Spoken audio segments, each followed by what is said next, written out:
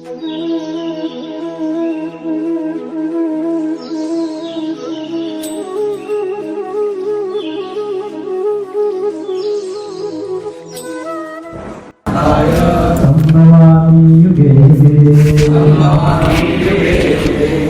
और तात्पर्य श्रील प्रभुपाद जी के द्वारा। श्रील प्रभुपाद ही है।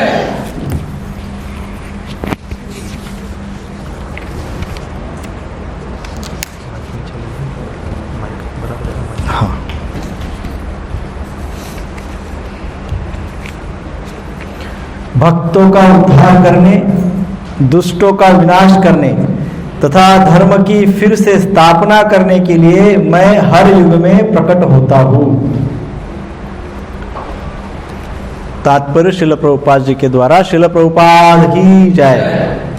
भगवद गीता के अनुसार साधु अर्थात पवित्र पुरुष कृष्ण भावना भावित व्यक्ति है।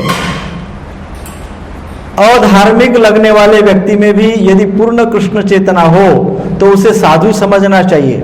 दुष्कृताम उन व्यक्तियों के लिए आया है जो कृष्ण भावनामृत की परवाह नहीं करते। ऐसे दुष्कृताम या उपद्रवी मूर्ख तथा अधम व्यक्ति कहलाते हैं, भले ही वे सांसारिक शिक्षा से विभूषित क्यों न हो। इसके विपरीत यदि कोई 100% कृष्ण भावनामृत में लगा रहता है तो वह विद्वान या सुसंस्कृत न भी हो फिर भी वह साधु माना जाता है। जहां तक अनिश्वरवादियों का प्रश्न है, श्री भगवान के लिए कि वे इनके विनाश के लिए उस रूप में अवतरित हो जिस रूप में वे रावण तथा कंस का वध करने के लिए हुए थे। श्री भगवान के ऐसे अनेक अनुचर हैं जो असुरों का संहार करने में सक्षम हैं, किंतु श्री भगवान को अपने को निष्काम भक्तों को तुष्ट करने के लिए विशेष रूप से अवतार लेते हैं, जो असुरों द्वारा निरंतर तंग किए जाते हैं। असुर भक्त को तंग करता है, भले ही वह उसका सगा संबंध क्यों न हो। यद्यपि प्रहलाद महाराज हिरण्यकश्यप के पुत्र थे, किंतु तो भी वे अपने पिता द्वारा उत्पीड़ित थे।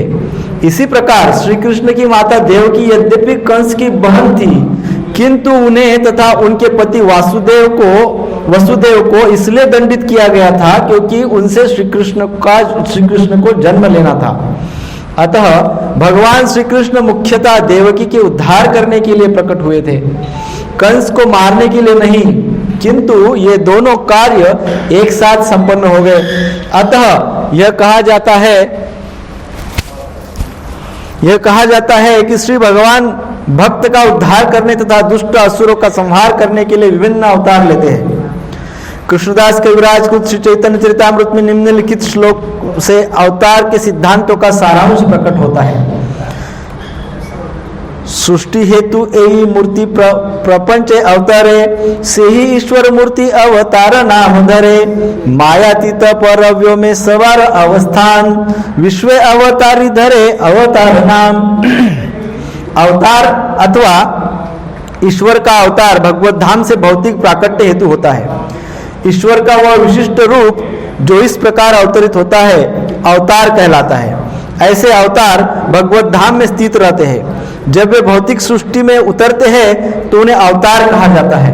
अवतार कई तरह के होते हैं, यथा पुरुषावतार, गुणावतार, लीलावतार, शक्तावेश अवतार, मनवंतर अवतार तथा युगावतार। इन सबका इस ब्रह्मांड में क्रमानुसार अवतरण होता है, किंतु भगवान श्री कृष्ण आदि श्री भगवान है और समस्त अवतारों की उद्गम है। भगवान श्री कृष्ण शुद्ध भक्तों की चिंताओं को दूर करने के लिए विशिष्ट प्रयोजन से अवतार लेते हैं, जो उन्हें उनकी मूल वृंदावन लीलाओं के रूप में देखने के उत्सुक रहते हैं। अतः श्री कृष्ण अवतार का मुख्य उद्देश्य अपने निष्काम भक्तों को प्रसन्न करना है। श्री भगवान का वचन है कि वे प्रत्येक युग में अवतरित होते रहते हैं। इसमें सूचित होता है कि वे कलयुग में भी अवतार लेते हैं। जैसा कि श्रीमद् भागवतम में कहा गया है कि कलयुग के अवतार भगवान श्री चैतन्य महाप्रभु है, जिन्होंने संकीर्तन आंदोलन के द्वारा कृष्ण पूजा का प्रसार किया और पूरे भारत में कृष्ण भावनामृत का विस्तार किया। उन्होंने यह भविष्यवाणी की कि संकीर्तन की यह संस्कृति सारे विश्व के नगर नगर तथा ग्राम ग्राम में फैलेगी। भगवान श्री चैतन्य को गुप्त रूप में किंतु प्रकट रूप में नहीं, उपनिषदों, महाभारत तथा श्रीमद् भागवतम जैसे शास्त्रों के गुह्य अंशों में वर्णित किया गया है। भगवान श्री कृष्ण के भक्तगण भगवान श्री चैतन्य के संकीर्तन आंदोलन द्वारा अत्याधिक आकर्षित रहते हैं। श्री भगवान का यह अवतार दुष्टों का विनाश नहीं करता, अपितु अपनी अहेतु की कृपा से उनका उद्धार करता है। ओम अज्ञानतिमिरान्धस्य ज्ञानाञ्जनशलाकया चक्षुरुन्मिलितं येन तस्मै श्रीगुरुवे नमः। श्रीचैतन्यमनोभीष्टं स्थापितं येन भूतले स्वयं रूप कदा मह्यं ददाति स्वपदान्तिकं। वन्देऽहं श्रीगुरु श्रीयुतपदकमलं श्रीगुरून् वैष्णवांश्च श्रीरूपं साग्रजातं सहगणा रघुनाथान्वितं तं सजीवं साद्वैतं सावधूतं परिजनसहितं कृष्ण चैतन्यदेवं श्रीराधा कृष्णपादान् सहगणा ललिता श्रीविशाखान्वितंश्च। हे कृष्ण करुणा सिंधु दीनबंधु जगत्पते गोपेश गोपिकाकांत राधाकांत नमोस्तुते। तप्त कांचन गौरांगी श्रीराधे वृंदावनेश्वरी वृषभानुसुते देवी प्रणमामि हरिप्रिये। वाञ्छाकल्पतरुभ्यश्च कृपा सिन्धुभ्य एव च पतितानां पावनेभ्यो वैष्णवेभ्यो नमो नमः। जय श्री कृष्ण चैतन्य प्रभु नित्यानंद श्री अद्वैत गदाधर श्रीवासादि गौर भक्त वृंद। हरे कृष्ण कृष्ण कृष्ण हरे हरे, हरे राम राम राम हरे हरे। हरे कृष्ण कृष्ण कृष्ण हरे हरे, हरे राम राम राम हरे हरे। हरे कृष्ण कृष्ण कृष्ण हरे हरे, हरे राम राम राम हरे हरे। श्रील प्रभुपाद की जय।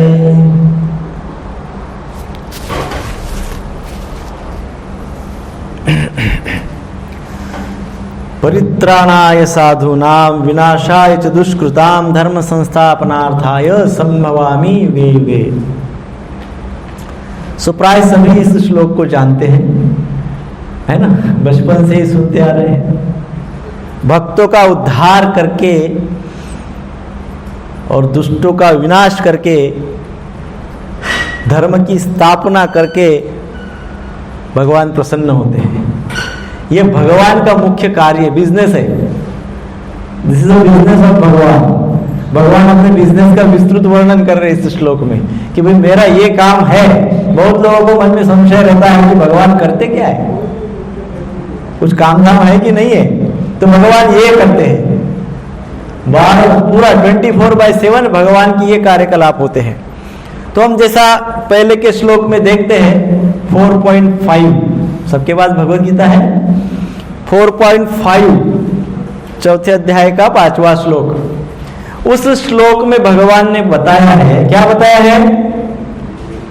भगवान ने अर्जुन को कहा कि आप में और मेरे में जानने में बहुत अंतर है। किस में अंतर है? जानने में बहुत अंतर है। ऐसे तो मैंने भी कई अवतार लिए हैं और तुमने भी बहुत सारे जन्म लिए हैं, कई बार जन्म लिए हैं। मैंने भी कई बार अवतार लिए हैं, परंतु जानने में अंतर है। मैं जितने भी अवतार लिए हैं सबके विषय में जानता हूं और तुम कुछ भी नहीं जानते हो। तुम पहले कौन थे, उसके पहले कौन थे, तुम ये कुछ नहीं जानते हो। मैं सब कुछ जानता हूं। तो 5वें श्लोक में, चौथे अध्याय के 5वें श्लोक में भगवान ने क्या बताया? जानने में क्या अंतर है, भगवान में और हम में जानने में क्या अंतर है। तो हम जानते नहीं है हमारा पूर्व जन्म क्या है, भगवान अपने सारे अवतारों को जानते हैं। This is the difference. 5वें श्लोक में बताया है। 6वें श्लोक में क्या बताया है? 4.6 में बताया है जन्म में अंतर है। 4.5 में जानने में अंतर बताया, 4.6 में जन्म में अंतर बताया। क्या अंतर बताया? हाँ, भगवान कहते हैं कि मैं अपने मर्जी से जन्म लेता हूं। मेरा जन्म कर्म च मे दिव्यम, भगवान के जन्म कर्म दिव्य है। मैं अपनी स्वेच्छा से जन्म लेता हूं। और जीव जीवात्मा जो है, हम लोग जो है अपने कर्मों के अनुसार जन्म लेते हैं। तो भगवान ने 4.6 में बताया था, क्या बताया था? जन्म में क्या अंतर है? हाँ, जन्म में क्या अंतर है? क्या अंतर है जन्म में? भगवान अपनी स्वेच्छा से अवतार लेते हैं। भगवान स्वेच्छा से अवतार लेते हैं। जो जीव है वो अपने कर्मों के अनुसार, कर्म जिस प्रकार से किए वैसे जन्म लेता है। जन्म में अंतर। और तीसरा 4.7 एंड 8, 7वें और 8वें श्लोक में बता रहे भगवान, कर्म में अंतर है। कर्म में अंतर है। क्या अंतर है? मनुष्य किस लिए जन्म लेता है? मनुष्य क्यों जन्म लेता है? हाँ? अपनी इच्छाएं, अपनी वासनाएं, अपनी कामनाएं पूर्ण करने के लिए मनुष्य जन्म लेता है। बरोबर है ना? पूर्व जन्म का कर्म किया होता है, उससे कुछ इच्छाएं वासनाएं अप्रकट भाव में रहती है, फिर उसके अनुसार जन्म लेता है। तो मनुष्य, साधारण मनुष्य अपने कामनाओं की पूर्ति के लिए कार्यरत रहता है, कर्म करते रहता है अपनी इच्छाओं को पूर्ण करने के लिए। जीवन भर पीसते रहता है कि नहीं? जीवन भर पीसते रहता है अपने कामनाओं को पूर्ण करने के लिए, बंधन में रहता है। और भगवान किस लिए जन्म लेते हैं, अवतार लेते हैं? अभी इसी श्लोक में बताया, परित्राणाय साधूनां विनाशाय च दुष्कृताम्। तो भगवान समाज कल्याण के लिए, जीवों के उद्धार के लिए भगवान जन्म लेते हैं, जीवों की रक्षा के लिए भगवान जन्म लेते हैं। तो इस प्रकार से 3 बातें 4 श्लोक में हुई। कौन से 4 श्लोक? 4.5, 4.6, 4.7 एंड 8। तो क्या क्या हुआ है, जरा एक बार रिवाइज करेंगे। सबसे पहला जो है, किसमें अंतर है? जानने में अंतर है। दूसरा जन्म में अंतर है। तीसरा कर्म में अंतर है। सो पहला जो बताया गया, परित्राणाय साधूनाम, साधुओं के द्वारा ही अधर्म का नाश और धर्म का प्रचार होता है। धर्म का प्रचार कौन करेगा? कोई राक्षस करेगा? कभी देखा है कभी कोई राक्षस या किसी नास्तिक व्यक्ति को धर्म का प्रचार करते हुए देखा है? नहीं, साधु ही करेंगे, साधु ही धर्म का प्रचार करेंगे। और क्योंकि वो साधु धर्म का प्रचार करते हैं तो अधर्म का नाश होता है कि नहीं? धर्म का प्रचार होगा तो ऑटोमेटिकली अधर्म का नाश हो जाएगा। इसलिए उनका दुख, उनका त्राण, उनकी रक्षा करने के लिए भगवान आते हैं, क्योंकि उनके माध्यम से भगवान क्या करते हैं? अधर्म का नाश करते हैं। बरोबर है कि नहीं? क्लियर है क्या? कुछ समस्या इस बात पे भगवान की? कोई डाउट भगवान की इस बात पे? किसी को कोई डाउट है? नहीं। अब आप देखिए, जो साधु किसको कहा जाता है? जो भगवान के नाम, भगवान के रूप, भगवान के गुण, भगवान की लीलाएं, इन सब का श्रद्धा पूर्वक स्मरण करते हुए प्रचार करते हैं। ऐसे भगवान के आश्रित लोगों को साधु नाम कहा गया है। परित्राणाय साधु नाम। तो साधु कौन है? जो भगवान का नाम, भगवान का रूप, भगवान के गुण, भगवान की लीलाएं, इन सभी का श्रद्धा पूर्वक स्मरण करते हैं, श्रद्धा से स्मरण करते हैं। ऐसे, और केवल स्मरण करके नहीं, बस स्मरण ही कर रहे हैं, सब स्मरण ही कर रहे हैं। आगे कहते हैं स्मरण करते हुए प्रचार करते हैं, स्मरण करते हुए प्रचार करते हैं। ऐसे भगवान के आश्रित। अब 3 बातें हुई है। कौन सी 3 बातें? ये श्लोक बहुत महत्वपूर्ण है क्योंकि आप सभी को अच्छे से पता है, इसलिए मैं जरा और थोड़ा विस्तृत चर्चा करता हूं, क्योंकि ये श्लोक तो सबको मुखोद्गत है। ऐसा कोई होगा शायद जिनको ये श्लोक पता नहीं होगा, लगभग सभी को ये श्लोक पता है कि नहीं? तो डिटेल इसलिए थोड़ी हम विस्तृत चर्चा करेंगे। मेरे ख्याल से आज एक ही श्लोक होगा।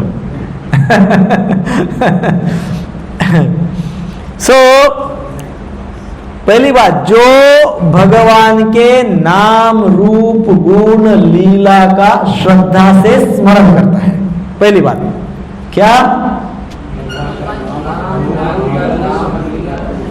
श्रद्धापूर्वक स्मरण करते हैं। और श्रद्धापूर्वक स्मरण करने के पश्चात करते क्या है? उसी बात का प्रचार करते। सिनेमा का प्रचार नहीं करते, क्रिकेट का प्रचार नहीं करते, पॉलिटिक्स का प्रचार नहीं करते। किसका प्रचार करते हैं? भगवान के नाम रूप गुण लीला। अब ये फिक्स हो जाना चाहिए माइंड में कि भगवान जब हमारे सामने ये शब्द आएगा, भगवान का स्मरण होगा, तो क्या स्मरण होना चाहिए? नाम क्या है? हरे कृष्णा कृष्णा कृष्णा हरे हरे, हरे राम राम राम हरे। सो जब भगवान ऐसा कहीं पे भी शब्द दिखेगा, कहीं पे भी उच्चारण सुनाई देगा भगवान ऐसा, तो तुरंत पहले नाम, तुरंत क्या आना चाहिए माइंड में? हरे कृष्णा कृष्णा कृष्णा हरे हरे, हरे राम राम राम हरे। तुरंत मन में उच्चारण कर लेना चाहिए। भगवान का रूप तुरंत राधा गिरिधारी जी सामने आने चाहिए। हाँ, भगवान के गुण क्या है? भगवान के गुण सबसे महत्व जो हमारे स्मरण में नित्य रहता है क्या है? भक्त वत्सल भगवान। भगवान भक्त वत्सल है, भक्तों के प्रति बहुत प्रेम करते हैं, वही इस श्लोक में बताया है। कैसा पता चलता है भगवान भक्तों से प्रेम करते हैं? वो स्वयं कह रहे हैं परित्राणाय साधुनाम विनाशाय च दुष्कृताम। पहले काम ये है कि भाई भक्तों का रक्षण करने आता हूं। सो दैट वे भगवान के गुणों का, भगवान के पास अनेकों गुण हैं, 64 गुण हैं भगवान के, बहुत सारे गुण हैं। तो जितने गुण स्मरण कर सकते हैं करिए। 5वां क्या है? भगवान की लीला।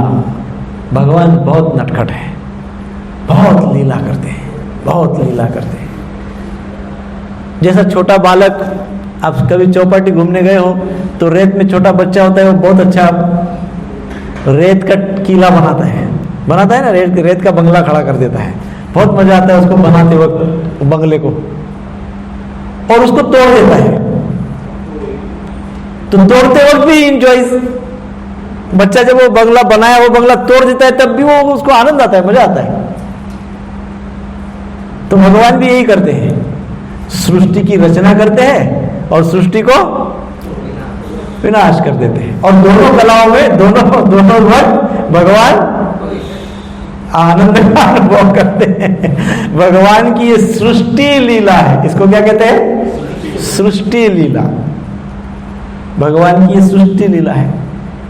दूसरी भगवान की लीला होती है जीव लीला, हमारे जीव के साथ होती है। प्रत्येक जीव के साथ भगवान लीला करते हैं, प्रत्येक जीव के साथ। लेकिन कभी कभी हमको बहुत भयंकर डर लग जाता है, भय लगता है, भय भी तो, अरे कोरोना आ गया, भय भय भय।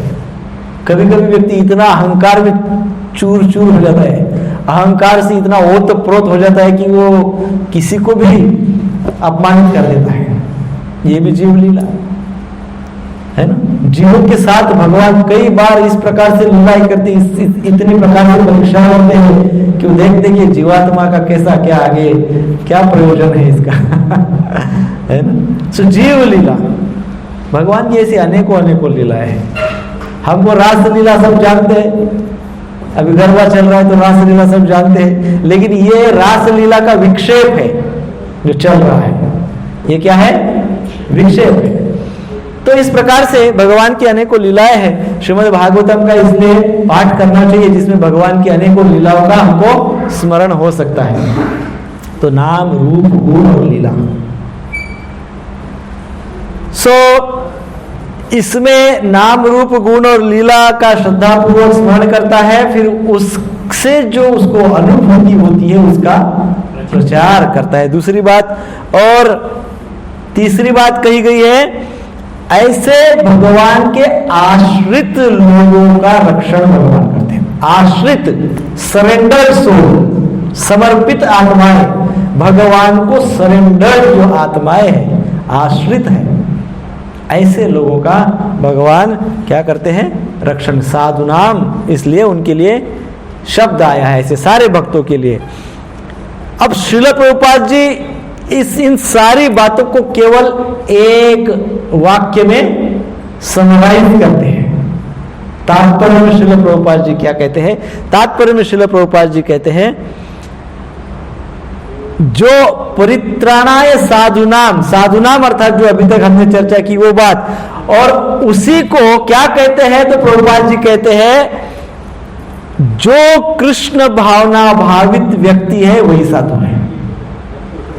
जो कृष्ण भावना भावित व्यक्ति है वही साधु है। इसका अर्थ क्या हुआ? कृष्ण भावना भावित व्यक्ति क्या करता है?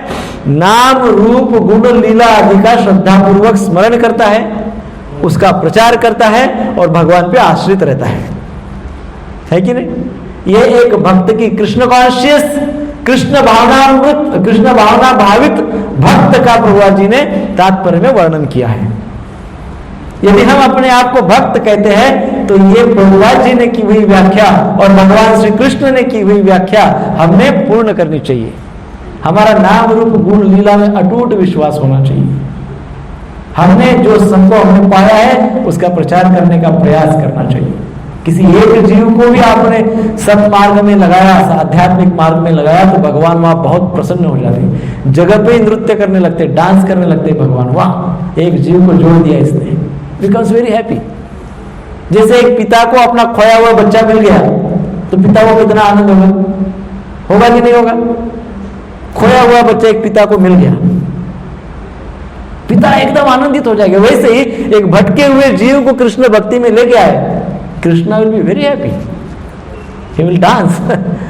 सो इस प्रकार से यह कृष्ण भावना भावित व्यक्ति अर्थात साधु प्रभुपाद जी हमको समझा रहे हैं।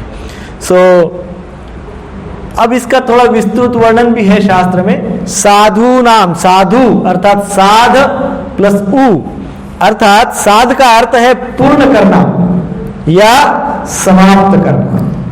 साध शब्द का अर्थ क्या है? पूर्ण करना अथवा समाप्त करना। दूसरा अर्थ है जीत लेना या वश में करना। देखा, साध, साध लिया, हमने बोलते ना साध लिया, साध लिया अर्थात क्या कर लिया? पूरा कर लिया, जीत लिया, वश में कर लिया, है ना, साध लिया। या फिर कुछ कार्य करना था वो करके समाप्त कर दिया, ऐसा भी साध लिया, उन्होंने ये कार्य साध लिया, है ना। साध लिया अर्थात क्या? वो जो करना था वो सब करके समाप्त कर दिया। सो साधु अर्थात ऐसा व्यक्ति जो इसी जीवन में अपने जन्म मृत्यु के चक्र को समाप्त करना चाहता है। समाप्त करना, साधु अर्थात कौन? जो इसी जीवन में, वो ये नहीं बोलेगा देखेंगे अगले जीवन में। कई लोग तो हमको बहुत सुंदर बात बताते हैं, पता नहीं कैसे बताते हैं वो। अभी क्या तकलीफ है प्रभु जी? काय के लिए मुक्ति करना चाहिए, घूमते रहेंगे, कितना बढ़िया संसार है। हाँ, जब परीक्षा की घड़ी आ जाती है तब पता चलता है कि संसार कितना बढ़िया है। तो समाप्त करते हैं जीवन और मृत्यु के चक्र को, इसलिए उनको साधु कहते हैं। अथवा दूसरा अर्थ है ऐसा व्यक्ति जो इस जीवन में अपना कार्य पूर्ण करना चाहता है, जिस कार्य के लिए हम आए हैं।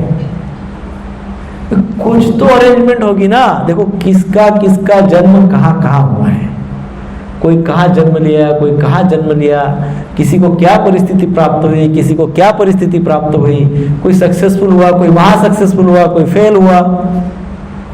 कैसा कैसा सब कुछ ये क्रिएट हुआ है, कैसा निर्माण हुआ है। तो ये इतना सब जब निर्माण हुआ है तो इसके पीछे कुछ तो उद्देश्य है। मनुष्य को बनाया गया, दो पैर दिए गए, दो हाथ दिए गए, दो आंख दी गई, खड़ा स्ट्रक्चर कर दिया गया, ऊपर मस्तक दिया गया, उसमें ब्रेन डाला गया। ब्रेन ऐसा डाला कि उसमें ऐसे ट्रांसड्यूसर्स डाले हुए हैं। ट्रांसड्यूसर समझते हैं ना, आप टीवी देखते हैं ना, टीवी, तो टीवी में पिक्चर कैसे दिखते हैं?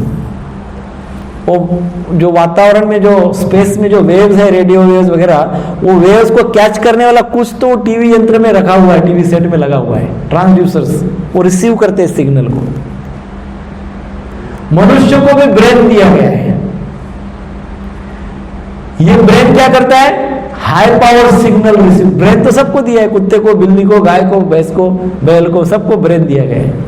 मनुष्य को भी ब्रेन दिया गया है, लेकिन मनुष्य का ब्रेन हाई फ्रीक्वेंसी ब्रेन है, हाई फ्रीक्वेंसी ब्रेन है। वो इस कॉस्मॉस में, इस अंतरिक्ष में जो डिवाइन वेव्स हैं, दिव्य जो लहरें हैं, वो ह्यूमन ब्रेन उसको कैच कर सकता है। ह्यूमन ब्रेन, मनुष्य का जो ब्रेन है, वो उसको रिसीव कर सकता है, कैच कर सकता है। ये स्पेशलिटी है, इसीलिए हमारा जन्म हुआ है, इसीलिए हमारा जन्म हुआ है कि हम वो डिविनिटी को, दिव्यत्व को कैच करते रहे। हम ही कर सकते हैं, बाकी दूसरे कोई नहीं कर सकते। तो ऐसा व्यक्ति जो इस जीवन में अपने डिविनिटी को, अपने दिव्यत्व को समझता है और कनेक्ट हो जाता है ईश्वरीय शक्ति से, भगवत शक्ति से, ब्रह्मांडीय ऊर्जा से कनेक्ट हो जाता है, जुड़ जाता है, वो मनुष्य है, वो साधु है, वो भक्त है। लेकिन अपने फ्रीक्वेंसी को ऑफ करके, अपने फ्रीक्वेंसी को ऐसा सेट करता है कि जो कुत्ते की है, कुत्ते की फ्रीक्वेंसी के साथ अपने ब्रेन की फ्रीक्वेंसी सेट कर देता है। एक व्यक्ति है मनुष्य, लेकिन फ्रीक्वेंसी लेवल, जैसा रेडियो को ट्यून करते हैं ना, तो वो फ्रीक्वेंसी पे जाना पड़ेगा हमको। तो मनुष्य समाज में इतनी दुख की बात है कि ज्यादातर कुत्ते, बिल्ली, भैंस के फ्रीक्वेंसी में ही अपने ब्रेन को मैच कर देते हैं। वो फ्रीक्वेंसी को ट्यून हमेशा के लिए कर देते हैं। कोई अस्ताव्यस्त जीवन जीते हैं। अस्ताव्यस्त जीवन पशु पक्षियों का जीवन है, अपने ब्रेन के वेव्स को। इसलिए बड़ा अमेरिकन रिसर्च है, ये अमेरिकन मेडिकल जर्नल का रिसर्च है। ब्रेन के अंदर उनको गॉड स्पॉट मिला है, आपने सुना है? गॉड स्पॉट, वो ब्रेन के अंदर एक सर्टन लोगों के ही ब्रेन के अंदर वो गॉड स्पॉट एकदम ब्राइट दिखता है। जो लोग स्पिरिचुअलिस्ट है, आध्यात्मिकता में जो गए हैं, उनका जो लाइट एकदम तीव्र दिखता है, ऐसा ब्रेन के अंदर ऐसा प्रकाश दिखता है। तो उन लोगों को समझ भी नहीं है इसको क्या बोलना चाहिए, नाम क्या रखना चाहिए, तो उन लोगों ने उसका नाम क्या रख दिया? God spot. तो जिसने अपनी फ्रीक्वेंसी मैच कर ली उसके साथ, वो उसका वो प्रकाशमान हो जाता है, दिव्य हो जाता है। जो व्यक्ति ये करता है, जिस कार्य के लिए वो आया है, वो कार्य को समाप्त करता है, उसको साधु कहते हैं। तो ये कार्य के लिए तो हम सब आए हैं, हम सबको बेसिकली हमारा मूल स्वभाव साधु ही है। वी आर ऑल साधु, लेकिन भूल गए कि हम साधु है ना। दूसरा अर्थ है ऐसा व्यक्ति जो अपने भक्तिमय आचरण तथा स्वभाव से उन श्री कृष्ण को जीत लेता है अथवा उनको अपने वश में कर लेता है, भगवान को अपने वश में कर लेता है। बताओ कैसे? ऐसी कौन सी बात हमारे पास हो सकती है जिसके कारण हम भगवान को अपने वश में कर सकते हैं? ऐसा कौन सी बात हो सकती है? सरेंडर और प्रेम, भक्ति। इसका अर्थ दूसरा है भक्तिमय आचरण। इस संसार में यदि किसी बात की कमी है तो वो क्या है? आचरण, भक्तिमय आचरण। ज्ञान तो रोज तूफान है सबके पास है कि नहीं? क्या कहते हैं वो, टन टन टन में है ज्ञान। कितना ज्ञान है? एक एक के पास टन्स ऑफ नॉलेज है, टनों में है। ये सब सुनने की क्या, कई लोग तो क्या सुनने की आवश्यकता है, पता तो है ही इसमें का सब। गीता तो बचपन से सुनी है, टन ऑफ नॉलेज है, फुल ज्ञान की कमी नहीं है। कमी किस चीज की है? आचरण की कमी है, भक्ति में आचरण की कमी है, बहुत कमतरता है। ऐसे भक्तिमय आचरण से जो व्यक्ति कृष्ण को जीत लेता है, कृष्ण को केवल और केवल भक्ति भक्तिमय आचरण से ही जीता जा सकता है, दूसरा कोई ऑप्शन नहीं। कितने भी नारियल चढ़ाओ, कितने भी हार पहनाओ भगवान को, आप जीत नहीं पाएंगे उनको। आपको क्या लगता है उनके पास नारियल नहीं है? भगवान के पास नारियल नहीं है, भगवान के पास मिठाई नहीं है, रसगुल्ला जो भी चढ़ाते, क्या चढ़ाते, गुलाब जाम, दुनिया भर का मिठाई चलाते, तो भगवान के पास वो है नहीं क्या? भगवान को उसकी कोई आवश्यकता ही नहीं है, आचरण की आवश्यकता है, भक्तिमय आचरण है कि नहीं? भगवान भावग्राही जनार्दन, भाव को ग्रहण करते हैं, आपके आचरण के प्रति भगवान अट्रैक्ट होते हैं। अब आचरण ठीक नहीं, भगवान अट्रैक्ट ही नहीं होंगे आपकी तरफ, आप कितने भी कुछ भी करो नहीं अट्रैक्ट होंगे। सो आचरण। फिर एक अर्थ है, जो श्री कृष्ण का भक्त बन जाता है वह जन्म मृत्यु के चक्र को समाप्त कर देता है और अपने उद्देश्य को भी प्राप्त कर लेता है। जिसका भगवान प्राप्ति का उद्देश्य होता है वह व्यक्ति ही साधु है। जिसका उद्देश्य क्या है? भगवान को प्राप्त करना, वही व्यक्ति साधु है। और जिसका केवल वस्तुओं को जुटाने का उद्देश्य है, नाशवान वस्तुओं को जुटाते रहो जुटाते रहो जुटाते रहो, पूरा जीवन वही कर लो, वस्तुओं को जुटाने में पूरा जीवन बिता दो, उसको कहते असाधु। कौन? असाधु। साधु और असाधु। तो जो केवल वस्तुओं को जुटाते रहता है वह असाधु, और जो भगवान को जुटाता है, भगवान को जोड़ता है, वो है साधु। तो साधु और असाधु में ये फर्क है। सो हमारा स्वभाव बोलता क्या है? हमारा वस्तुओं में भगवान कहते भावग्राही जनार्दन, पर हम क्या समझते हैं? वस्तुग्राही जनार्दन। वस्तुओं को एकत्रित करते हैं और वस्तुओं में ही हमारा भाव रहता है, इसलिए वस्तुओं के माध्यम से ही भगवान से प्रेम करते हैं। बल्कि भगवान से प्रेम किस माध्यम से करना है? भाव के माध्यम से करना है। लोग किस माध्यम से भगवान से प्रेम करते हैं? वस्तुओं के माध्यम से प्रेम। दिस इज डेंजरस, है कि नहीं? ये डेंजरस है। सो जैसे जैसे कामनाएं बढ़ती है वैसे वैसे ये साधु भाव लुप्त होते जाता है। ये हम अपने आप को ऑब्जर्व कर सकते हैं। जैसे जैसे कामनाएं बढ़ती है बढ़ती है बढ़ती है बढ़ती है, वैसे वैसे भक्ति भाव, साधु भाव इनवर्सली प्रोपोर्शनल है कि नहीं? वस्तुओं के प्रति अटैचमेंट जितना बढ़ते जाएगा उतना भगवान के प्रति अटैचमेंट कम होते जाएगा। बरोबर है कि नहीं? है कि नहीं? अनुभव है कि नहीं इस बात का? क्योंकि असाधुता का मूल हेतु ही कामनाएं हैं। कोई व्यक्ति असाधु है तो साधु नहीं है, तो उस व्यक्ति का मूल हेतु ही क्या है? Thousands and thousands of desires, अनगिनत इच्छा है, एक दो चार नहीं। तो साधुता से अपना भी उद्धार होता है और परोपकार भी होता है। कोई व्यक्ति यदि साधु है तो उसमें कहा गया वो प्रचार भी करता है, तो स्वयं का भी उद्धार होता है और परोपकार भी होता है। स्वार्थ और परमार्थ दोनों स्वतः सिद्ध हो जाते हैं साधु भाव से।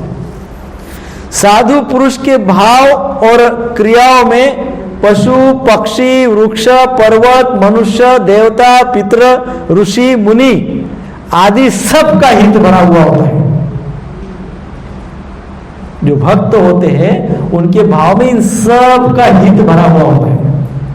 जो अभक्त होते हैं उनका केवल अपने स्वयं का ही हित भरा हुआ रहता है। मैं इसलिए इतनी चर्चा कर रहा हूं क्योंकि भगवान बोले परित्राणाय साधु, इसलिए साधुओं की चर्चा करना आवश्यक है, क्योंकि हमको भी साधु बनना है। क्यों साधु बनना है?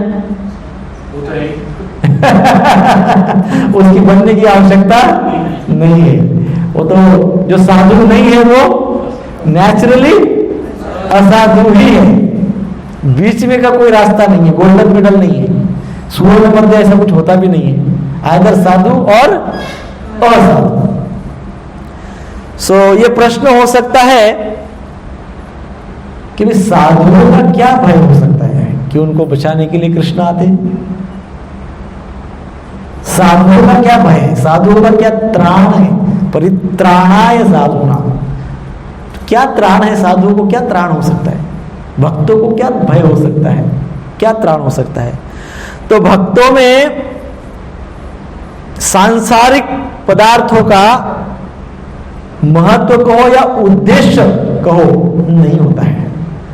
भक्तों को सांसारिक पदार्थ आवश्यक है, उसकी आवश्यकता है, वो नीड है, वांट नहीं है कि नहीं? उसको आवश्यकता तक ही उपयोग में लेता है, वो वस्तुओं को अपने उपयोग में लेता है, स्वयं को वस्तुओं के उपयोग में नहीं डालता है, यानी स्वयं का एक्सप्लॉइटेशन नहीं होने देता है। मान लो मुझे कोई बहुत अच्छी वस्तु चाहिए, मान लो मुझे क्या बहुत बड़ी BMW चाहिए, आवश्यकता है, तो चाहिए, मैं क्या करूंगा? यदि मैं साधु होगा तो मैं कहूंगा भगवान देंगे तो मुझे प्राप्त होगी, मैं अपना प्रयास जैसा है करते रहता हूं, भगवान की इच्छा, फल तो भगवान देंगे, और मैं अपना कार्यरत हूं। मेरा मूल उद्देश्य क्या है? भगवान। मैं कर्म भी कर रहा हूं, पर किस उद्देश्य के साथ कर्म कर रहा हूं? भगवान मुझसे प्रसन्न रहे, इस भाव में मैं कर्म कर रहा हूं, है ना? और ये हो गया साधु का बात, भक्त की बात। अभक्त का बात क्या होगा? उसको BMW चाहिए, सारे संसार को भूल जाएगा, भगवान को भूल जाएगा, और पूरी तरह से दिन रात उधेड़-बुन में रहेगा, रात को नींद नहीं आएगी, पूरे सपने दिखते रहेंगे BMW के, दुनिया भर के कलर, और दुनिया एकदम हैरान रहेगा, परेशान रहेगा, एक्सप्लॉइट हो जाएगा। दोनों को चाहिए, भक्तों को भी चाहिए, अभक्तों को भी, साधु को भी कार चाहिए, असाधु को भी चाहिए। What is the difference? भाव, consciousness. What matters is your consciousness. चेतना महत्वपूर्ण होती है कि नहीं? सो इस प्रकार से भक्त लोग प्रतिकूलता में भी विशेष प्रसन्न रहते हैं। क्यों? प्रतिकूल परिस्थिति में भक्त प्रसन्न रहता है। क्यों? रहना ही चाहिए, और रहता है। हाँ, भगवान की मर्जी। यस, अभी तो कहा है जीव लीला। वो क्या सोचता है? जैसा बालक समुद्र किनारे बनाता है, घर उगाड़ता है, वो भगवान की सृष्टि लीला है, और जीव के साथ भी भगवान कुछ करते रहते हैं। अभी मैं आ रहा था, अभी इस प्रवचन के लिए घर से मैं आ रहा था, मेरी बैग ही नहीं मिल रही थी जिसमें गीता सब लिख रखा हुआ है, बैग ही नहीं मिल रही। 5 मिनट हो गए, 10 मिनट हो गए, फिर मैं बैठा और फिर मैंने भगवान से प्रार्थना की, भगवान ये क्या इस जीव के साथ लीला कर रहे हैं आज? ये अनोखी लीला है, तो आपकी इच्छा नहीं है कि आज मैं 4.8 लूं, कोई दूसरा श्लोक लेने की इच्छा है क्या?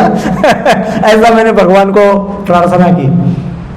तो थोड़ी देर बाद रियलाइज हुआ कहाँ रखी है बैग, तो गाड़ी में रखी हुई थी, तो तुरंत गाड़ी से बैग। तो ये जीव लीला, भगवान ऐसे ही रोज 24 घंटे में कई बार हमारे जीव के साथ, हमारे साथ लीला करते हैं। कभी डरा देते हैं, कभी हंसा देते हैं, कभी एकदम हाईली एक्साइटेड कर देते हैं, कभी एकदम डिप्रेशन। वो देखते हैं कि ये भक्त है कि अभक्त है, ये प्रसन्न रहता है क्या ऑल द टाइम, देखते हैं वो वास्तव में स्टेबिलिटी है कि अनस्टेबिलिटी है, अस्थिरता है। सो वो ये सोचता है कि भगवान की लीला है। प्रतिकूल परिस्थिति में भक्त सोचता है कि भगवान कुछ लीला कर रहे इस जीव के साथ, ये जीव लीला है, और वो प्रसन्न रहता है। भगवान लीला ही कर रहे हैं ना, फिर क्या डरने की बात है, भगवान लीला कर रहे हैं। सो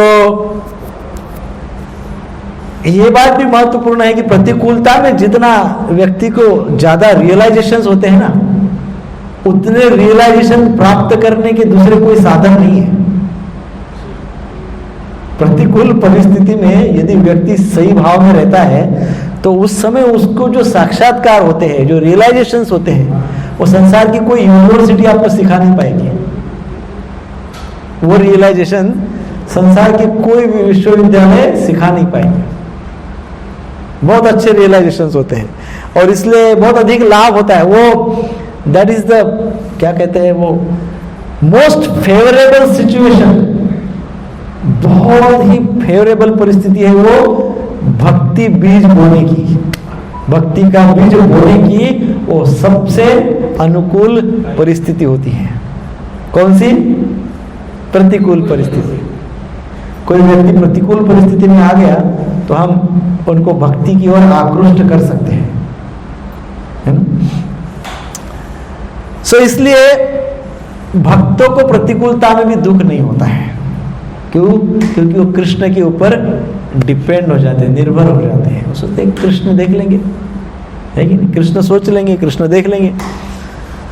सो प्रतिकूलता का एक सबसे इंपॉर्टेंट फॉर्मूला ये है कि प्रतिकूल परिस्थिति में व्यक्ति धीरे धीरे पदार्थों के प्रति अनासक्त होते जाता है, स्लोली स्लोली। पदार्थ हो या सिचुएशन हो या जो वस्तु हो, विषय हो, व्यक्ति हो, इसके धीरे धीरे व्यक्ति अनासक्ति की ओर बढ़ता है कि नहीं? सो ये प्रतिकूलता की विशेष अवस्था होती है यदि व्यक्ति आध्यात्मिक है तो। अन्यथा ये सारे बियर बार और इतने क्यों चल रहे हैं? इसलिए चल रहे हैं कि बहुत प्रतिकूलता है सबके जीवन में। But they don't know. जैसे पिछले प्रवचन में हमने कहा था, पिछले श्लोक में कहा था ना, बच्चा जन्म लेता है तो जन्म लेते से ही क्या बोलता है? क्या क्या रोता है ना, क्या क्या ये सब क्या है, क्या है, क्या है, क्या है, क्या है, पूछते रहता है क्या है, क्या है। माता पिता उसको ये है वो है दिखाते रहते हैं। वो थोड़ा बड़ा हो जाता है फिर भी वो क्या है के चक्कर में रहता है, ढूंढते रहता है क्या है ये सब, क्या है ये सब। माता पिता बोलते हैं ये सब स्कूल है, स्कूल में जाता है फिर भी उसको क्या का उत्तर नहीं मिलता है। जैसे तैसे पढ़ लेता है, ग्रेजुएट होता है स्ट्रगल करते करते, फिर जॉब के लिए फिर ढूंढता है। वो सोचता है भी ये सब क्या है। युवावस्था को प्राप्त होता है, समझदार हो जाता है, फिर भी मन में कहीं ना कहीं वो क्या छिपा हुआ है, क्या है, कंफ्यूजन है सब, संसार में कंफ्यूजन, उसको जवाब नहीं मिलता है। प्रतिकूल परिस्थिति आ जाती है जीवन में, जवाब तो मिला नहीं, पहले किसी ने दिया नहीं और प्रतिकूल परिस्थिति आ गई तो उसको लगता है इसका उत्तर जो है वो बियर बार में है। ये क्या का उत्तर वो नशा करने में ढूंढता है, एडिक्शन में ढूंढता है, बने को प्रकार के एडिक्शन करके देखता है। उसको लगता है इसमें उत्तर मिल जाएगा, मिलता नहीं है। धीरे धीरे एडिक्शन उसको पूरी अपने चपेट में ले लेते हैं, जीवन बर्बाद हो जाता है, नष्ट हो जाता है। सो इसलिए जितने जल्दी हो सके आध्यात्मिकता का रास्ता जीव को दिखा देना चाहिए। वो क्या का उत्तर देना चाहिए, ये क्या है, मैं कौन हूं, ये सब क्या हो रहा है, मेरे साथ ऐसा क्यों हो रहा है, अच्छे लोगों के साथ बुरा क्यों होता है, बुरे लोगों के साथ अच्छा क्यों होता, ये सब क्या की उत्तर दे देना चाहिए सब पहले, तो जीवन सही हो जाता है। सो इस प्रकार से प्रतिकूलता में भी हमको अच्छा अवसर प्राप्त हो सकता है। श्री भगवान की विरह ही भक्तों के लिए सबसे बड़ा भय है। सबसे बड़ा भय क्या है भक्त के लिए? भगवान से दूर हो जाना, भगवान के भक्तों से दूर हो जाना, भगवान के उपदेशों से दूर हो जाना। इसके प्रति व्यक्ति ने हमेशा भयभीत रहना चाहिए। कहीं ऐसा ना हो कि मेरा सत्संग छूट जाए, कहीं ऐसा ना हो कि मेरा शास्त्र से जो मेरा इंटरेस्ट है वो खत्म हो जाए, शास्त्र के प्रति मेरी जो रुचि है वो खत्म हो जाए। इसका भय रहता है भक्त, कृष्ण कॉन्शियस व्यक्ति को। सो वो भय वैलिड भय है। वो भय क्या है? वैलिड भय है। वस्तुओं के प्रति, विषयों के प्रति, व्यक्तियों के प्रति जो भय है वो इनवैलिड भय है। वो भय हमको इसलिए है क्योंकि हम भक्ति में नहीं है ना। बड़े बड़े टेररिस्ट हैं, वो बोले वो तो धर्म का कार्य कर रहे हैं, बोलते हैं लोग, वो तो भक्ति कर रहे हैं ना, धर्म का कार्य कर रहे हैं टेररिस्ट लोग। हाँ बात तो रोड के पास वही कर रहे हो। तो प्रश्न ये आता है कि क्या वो भयभीत नहीं है? क्या वो छिम के सब कुछ नहीं कर रहे? छिम के कर रहे हैं, तब भयभीत है। जो भयभीत है वो भगवान का बंदा नहीं हो सकता, जो भयभीत है वो भक्त नहीं हो सकता। क्योंकि भक्ति का प्रमुख लक्षण यह है, भक्ति करने से व्यक्ति निर्भय हो जाता है। पहला रिजल्ट हमको मिलता है, फर्स्ट भक्ति करने से व्यक्ति निर्भय हो जाता है। और जब हम निर्भय नहीं हो रहे तो समझना चाहिए हमारी भक्ति एक्सटर्नल है, इंटरनल अभी तक गई नहीं, अंतःकरण तक अभी तक हमारी भक्ति पहुंची नहीं। अभी बहुत सफाई का काम चल रहा है, स्वच्छता अभियान चलाना है अंदर से, ये सारे वर्ल्ड में तो चल रहा है, एक्सटर्नल तो बहुत चल रहा है, इंटरनल स्वच्छता अभियान चलाना है, वो रियल स्वच्छता है। चेतो दर्पण मार्जनम भवमहाधावान निर्वापणम, है ना, कहते हैं ना चैतन्य महापुरुष शिक्षापटम में, चेतो दर्पण मार्जनम, अंदर से चित्त का शुद्धिकरण होना चाहिए, चित्त का स्वच्छता अभियान होना चाहिए।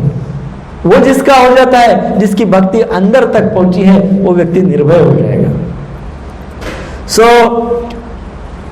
भक्त को भय इसी बात का है, साधुओं को भय इसी बात का रहता है कि भगवान मेरे से दूर न चले जाए, कहीं भक्त मेरे से दूर न चले जाए, कहीं भगवान के उपदेश अर्थात शास्त्र से मैं दूर न हो जाऊं, ये उसको भय रहता है। साधुओं का विरह, ये जो विरह है, ये जो दुख है, ये जो त्राण है, कौन सा, कि मैं भगवान से दूर तो नहीं हो जाऊंगा। भक्त को निरंतर चिंता रहती है, तो ये भक्त की चिंता को, ये भक्त के विरह को दूर करने के लिए भगवान अवतरित होते हैं। क्योंकि भक्त को लगते रहता है कि भगवान मेरे से दूर हो जाएंगे, दिखे ही नहीं आया तब से 50 साल हो गया, अभी भगवान दिखे नहीं, ऐसा बोलता है। बहुत विरह में, बहुत विरह में, बहुत विरह में चला जाएगा तो भगवान तुरंत आ जाएंगे सामने, तुरंत दर्शन देंगे। भगवान का ये स्वभाव है, भक्त वत्सल है भगवान।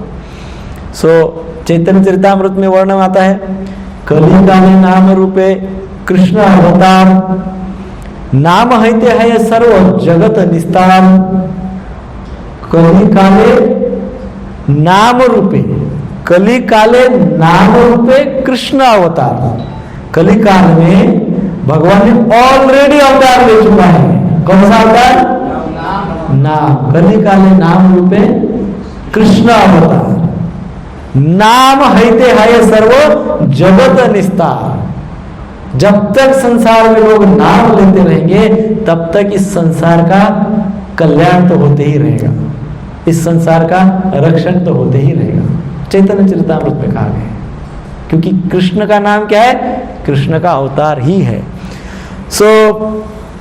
इसीलिए श्रील प्रभुपाद जी ने सबसे पहला कार्य क्या किया? सारे संसार में हरि नाम की स्थापना कर दी, हरि नाम का प्रचार कर दिया, और संपूर्ण संसार के लोगों को भक्त बनाने के लिए और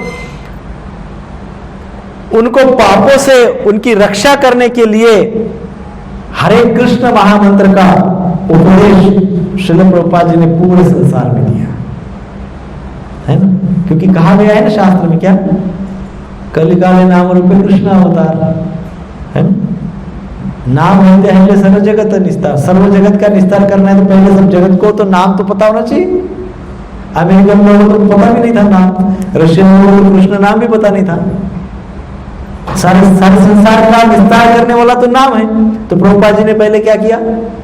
सब जगह पे नाम का प्रचार किया और उन लोगों को भक्त बनाया। तो इस प्रकार से महामंत्र का उपदेश देने से सारे संसार का कल्याण हो गया। विनाशाय च दुष्कृता, पहला शब्द हुआ परित्राणाय साधूनाम, दूसरा शब्द है विनाशाय च दुष्कृताम। दुष्कृत अर्थात जो साधुओं को दुख देते हैं, दुष्कृत कौन है? जो साधुओं को दुख पहुंचाने वाले हैं। सो यदि कोई व्यक्ति साधुओं की निंदा करता है अथवा भगवान श्री कृष्ण के जो उपदेश है उसके विरुद्ध आचरण करता है, तो उसके इस कार्य से साधुओं को कष्ट होता है ना। उपदेशों के विरुद्ध कर रहे हैं, साधुओं की निंदा कर रहे हैं, साधुओं को मार पीट रहे हैं, तो इससे क्या हो जाता है? साधु दुखी हो जाते हैं, साधुओं को दुख पहुंचता है।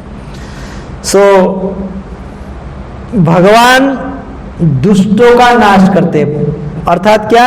विनाशाय च दुष्कृताम। भगवान दुष्टों का नाश करते हैं। इस बात में क्या विशेषता है?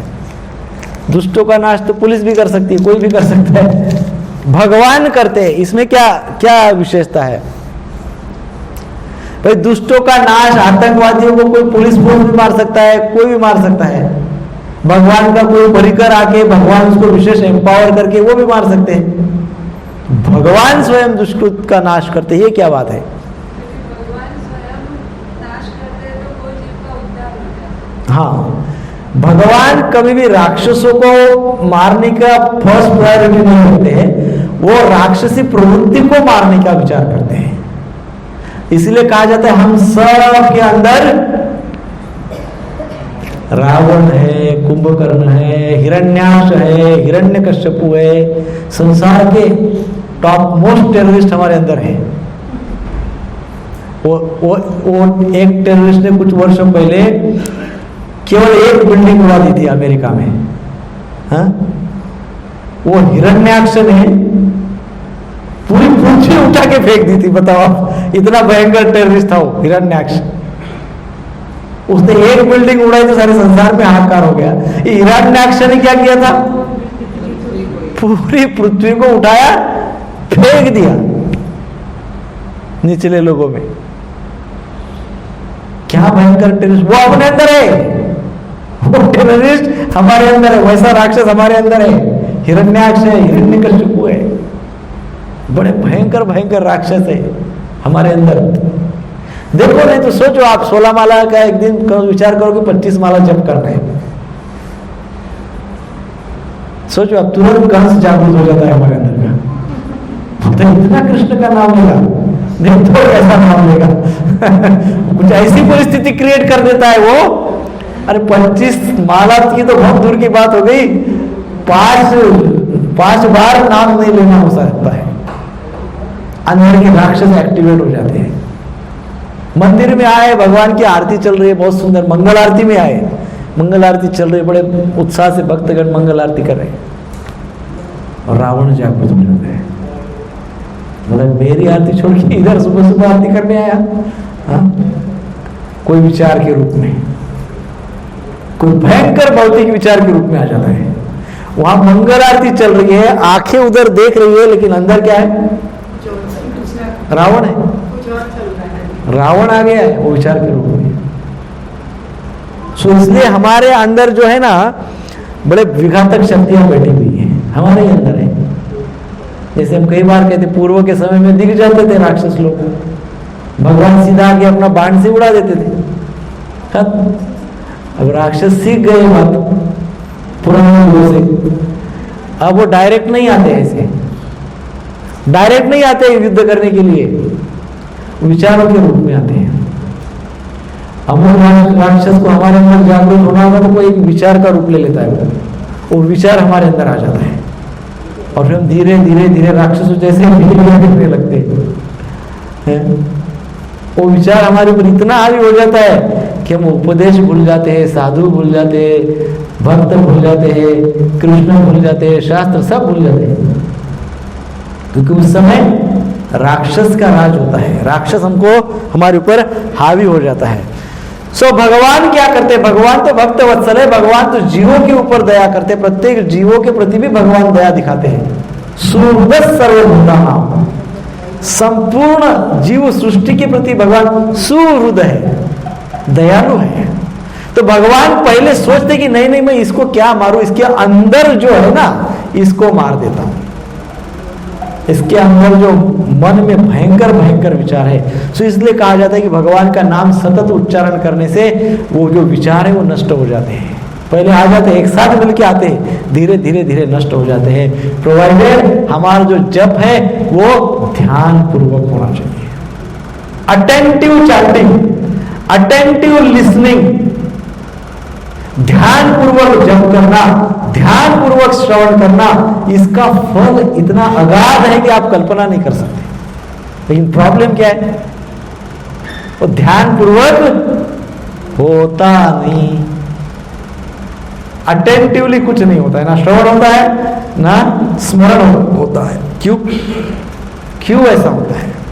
अटेंटिवली हमको कई लोग पूछते हैं ये प्रश्न, कोई जब करता हो लेकिन ऐसा होता है, वो कोई विचार आता है, कोई बोलता है मंदिर में आता है ऐसा होता है, कोई बोलता है लेक्चर में बैठता हूँ नींद आती है ऐसे होता है कि नहीं? कई बार तो कई हमारे ऐसे मित्र है, वो हमारा लेक्चर सुनने के लिए आते हैं तो बोलते हैं मुझे नींद बहुत अच्छी आती है, तो इसी के लिए हम आते हैं बोले आपके लेक्चर में, चलो उतना ही मेरा सत्कर्म हो जाता है, आपको नींद आ गई ऐसे क्यों होता है? कचरा भरा हुआ है। और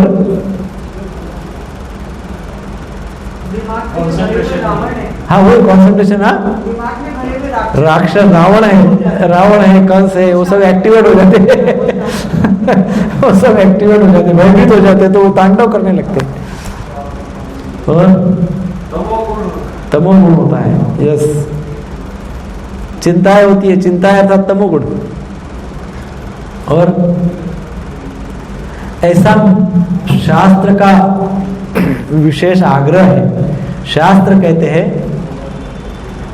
श्रवण और स्मरण, नवदावती पूरी कहो, पर विशेषकर श्रवण और स्मरण, chanting and listening,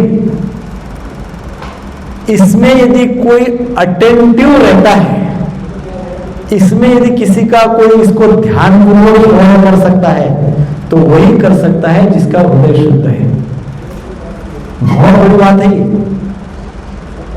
this is very very important statement, बहुत महत्वपूर्ण स्टेटमेंट है। इस स्टेटमेंट को आप कहीं अपने हृदय में जमा करके डिपॉजिट करके रखिए। It's very very important statement. कोई व्यक्ति यदि ध्यान से सुन नहीं रहा हो, कोई व्यक्ति यदि ध्यान से जप नहीं कर रहा हो, इसका सीधा सीधा अर्थ क्या है? कोई ध्यान से सुन नहीं रहा है, सीधा सीधा अर्थ क्या है? उसका हृदय शुद्ध नहीं है। क्लियर, शास्त्र कहते हैं कोई व्यक्ति ध्यान से जप नहीं कर रहा है, सीधा अर्थ है उसका हृदय शुद्ध नहीं है। लेकिन कोई कर रहा है तो उसको बहुत बड़े लाभ हो सकते हैं, बहुत बड़े लाभ हो सकते हैं, ये बात निश्चित है। सो ये हमारी एक कहिए कमी है, और इसका कारण हमारे अंदर बैठे हुए राक्षस, टेररिस्ट, जो हमारे हृदय को शुद्ध नहीं होने देते। बराबर उसी समय पे हमारे अंदर विचार आते हैं जब सत्संग चलते रहते हैं, नहीं आते हैं, सबका अनुभव। एनीवेज, भगवान कहते हैं, भगवान ऑप्शन देते हैं, भगवान सबको अपॉर्चुनिटी देते हैं। भगवान का प्रमुख कार्य ये भी है, एक सबको अपॉर्चुनिटी देना, चाहे कोई कितना भी ज्ञानी हो, अपॉर्चुनिटी भगवान देते हैं, एक्शन हमको लेना है। सो हमारी एक्शन हमारे साइड से नहीं होती है, इसलिए समस्या होती है। फिर भी भगवान बोलते हैं अब क्या करूं, इतनी अपॉर्चुनिटीज दी, इतनी अपॉर्चुनिटीज दी, अभी भी नहीं समझता है, अभी इसके सारे आगे के जन्म खराब हो जाएंगे। क्योंकि इसकी मानसिकता क्या है? मानसिकता क्या है? मानसिकता पोल्यूटेड है, मानसिकता अशुद्ध है, मन में भिन्न भिन्न प्रकार के अशुद्ध विचार हैं। तो अंतिम समय में भी यही विचार रहेंगे, हाँ? अंतिम समय में भी यही विचार रहेंगे, और जैसे विचार होंगे वैसा वैसा आगे का जन्म मिलेगा, हाँ?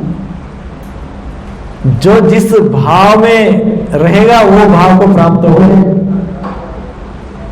भगवान इतने दयालु, इतने सोचते हैं, सुहृद है, वो सोचते हैं कि क्या करें, इतना अपॉर्चुनिटी दिया, मनुष्य बनाया, मनुष्य बच के मनुष्य जन्म प्राप्त हुआ तो मीरा ने जन्म दे दिया।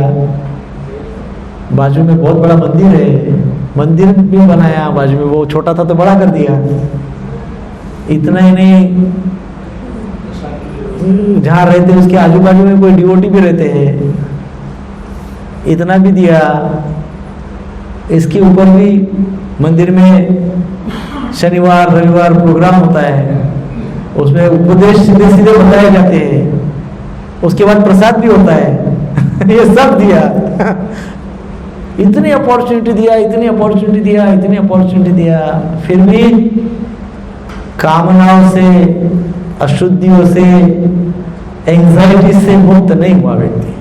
अब यही एंजाइटीज, यही अशुद्धियां है ना, हमारे अंदर जो हमारा मन है, स्मृति, संस्कार, स्मृति, मन, अहंकार, ये चार लोग हमारा जब अंतिम समय आता है तो हमारे शरीर को इस शरीर से उस शरीर में हमारे आत्मा को ले जाते हैं। कौन कौन?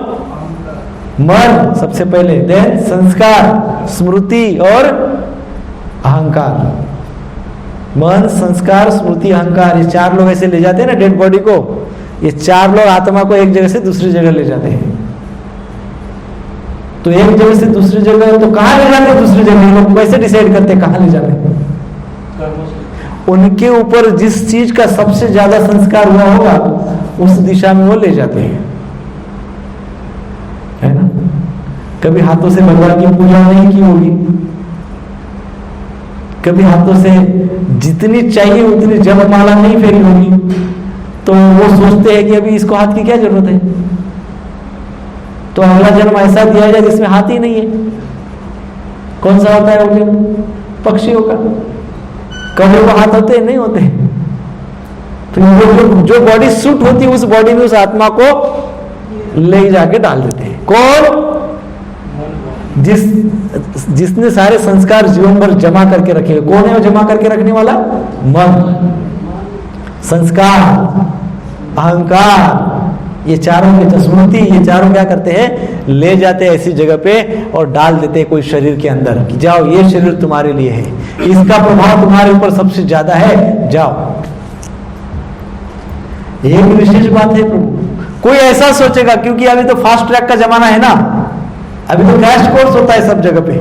हम तो भगवत गीता का 4 साल से 4 ही अध्याय कर रहे हैं। सब जगह पे तो 4 दिन में पूरी भगवत गीता हो जाती है। क्रैश कोर्स, सब लोग क्रैश कोर्स, सबको चाहिए।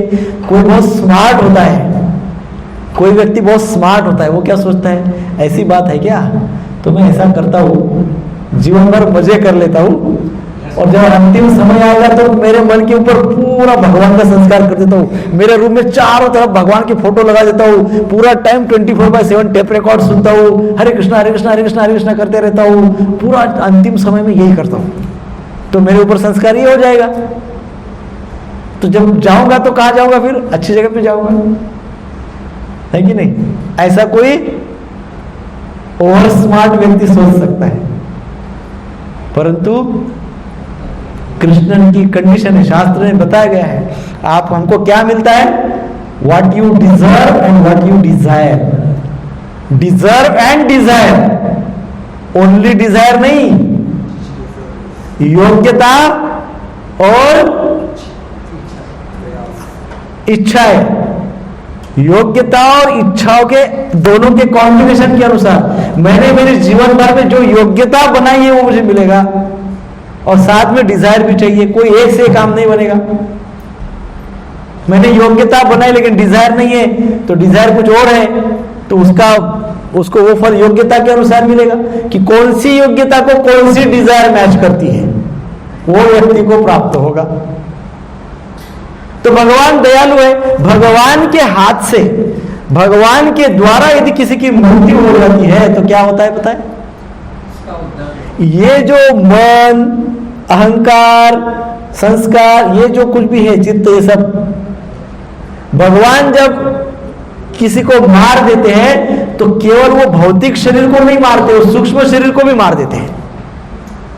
भगवान के हाथों से मृत्यु आने से ये सबसे बड़ा लाभ होता है कि व्यक्ति के सारे पुराने संस्कार सब कुछ मिट जाते हैं, वो सबको मार देते हैं। सूक्ष्म शरीर को भी मार देते हैं, भौतिक शरीर को तो मार ही देते हैं। और किसी भी दूसरे व्यक्ति के हाथ से या नेचुरल मृत्यु भी आती है तो सूक्ष्म शरीर कोई नहीं मार सकता है, ओनली भगवान मार सकते हैं। So that is the biggest thing. So भगवान इस प्रकार से उनके द्वारा, भगवान के द्वारा मारे जाना और किसी दूसरे माध्यम से मृत्यु को पाना, इसमें इतना बड़ा अंतर है कि नहीं? भगवान की, इसलिए राक्षस है ना, लास्ट में मृत्यु के अंतिम समय जब मर जाते थे तो भगवान का नाम लेते थे, भगवान को प्रणाम करते थे, है ना। रावण ने भी राम कहा लास्ट में, क्योंकि वो ज्ञानी रहते हैं, उनको पता हो जाता है कि अरे मुझे मार दिया, अर्थात ये भगवान है, ये लीला कर रहे हैं, तो वो धन्यवाद देते हैं कि अभी मेरी मुक्ति हो गई, है कि नहीं। सो इस प्रकार से जब राक्षस का मृत्यु हो जाता है तो अंतिम समय में राक्षस जब भगवान में देखता है तो स्वामी के रूप में देखता है। वो देखते हैं अखिल ब्रह्मांड नायक है, स्वामी है, क्योंकि उस रूप में भगवान को देखता है तो उसकी मुक्ति हो जाती है। और भक्त का जब मृत्यु हो जाता है तो वो भगवान को प्रेमी के रूप में देखता है, तो उसको अगले जीवन भर भगवान का संग मिलता है, भगवान की सेवा मिलती है, भगवान उसको अपना परिकर बना देते हैं, भगवान उसको अपनी लीला में सम्मिलित कर देते हैं। तो दिस इज द डिफरेंस। सो इस प्रकार से धर्म संस्थापनार्थाय संभवामि युगे युगे, धर्म की स्थापना के लिए युग युग में प्रकट होते हैं। अर्थात भगवान चारों युगों में जिस युग का जो धर्म है उस धर्म को स्थापित करने के लिए भगवान अवतार लेते हैं। तो सतयुग का धर्म क्या है? सतयुग में धर्म था ध्यान करना। सतयुग में धर्म क्या था? ध्यान करना। त्रेता युग में धर्म क्या था? त्रेता युग में धर्म क्या था? यज्ञ, याग, यज्ञ करना, यज्ञ से मुक्ति होती थी। द्वापर युग में धर्म क्या है? क्या था? अर्च विग्रह की पूजा करना, अर्च विग्रह की। और कलयुग में क्या धर्म है? हरे नाम हरे नाम हरे नाम एव केवलम कलो नास्तेव नास्तेव नास्तेव गतिरन्यथा। 3 बार बोला है कि कलयुग में कोई हरिनाम के सिवा दूसरी कोई गति नहीं है, नहीं है, नहीं है, नहीं है, ओनली हरिनाम। हरिनाम जप ये कलयुग का धर्म है, तो इसलिए हमको हरिनाम का जप उच्चारण करना चाहिए। जिस युग में जितना कार्य आवश्यक होता है भगवान उसी के अनुसार अवतार लेकर उस कार्य को पूर्ण करते हैं।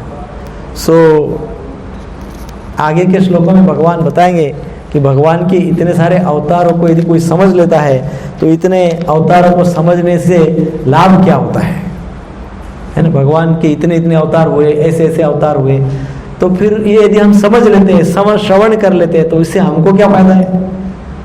क्योंकि हमारा प्रवृत्ति तो ऐसा ही है ना, फायदा क्या है बताओ। तो भगवान ये जानते थे, तो इसलिए वो आगे उन्होंने ये बताएंगे आगे कि उससे उसको समझने से हमको क्या लाभ होता है।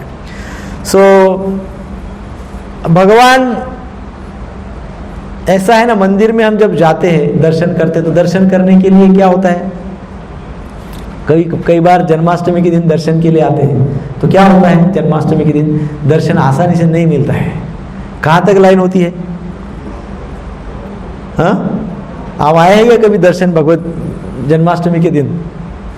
हाँ, आए हैं? कितनी बड़ी लाइन होती है? कहाँ तक होती है? बाहर तक, हॉस्पिटल तक लाइन होती है। इतनी लंबी लाइन होती है, कभी कभी बहुत बड़ी लाइन होती है। यदि भगवान का दर्शन चाहिए तो कतार में ही खड़ा रहना, लाइन में ही खड़ा रहना पड़ेगा ना। भगवान का दर्शन चाहिए तो, है कि नहीं?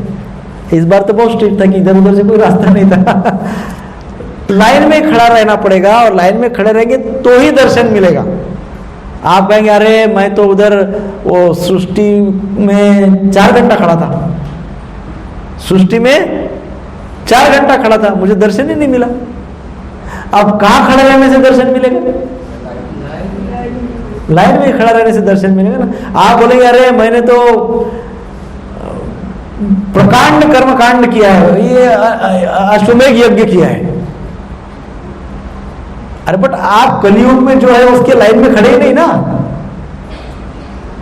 कलयुग में जो है हमको अवेलेबल, कलयुग में भगवान हरिनाम है, और हरिनाम की जो लाइन लगती है उसमें हम खड़े ही नहीं है। जिसे सृष्टि में 4-5 घंटा 10 घंटा भी खड़ा रहूंगा तो भगवान का दर्शन होगा क्या? नहीं होगा।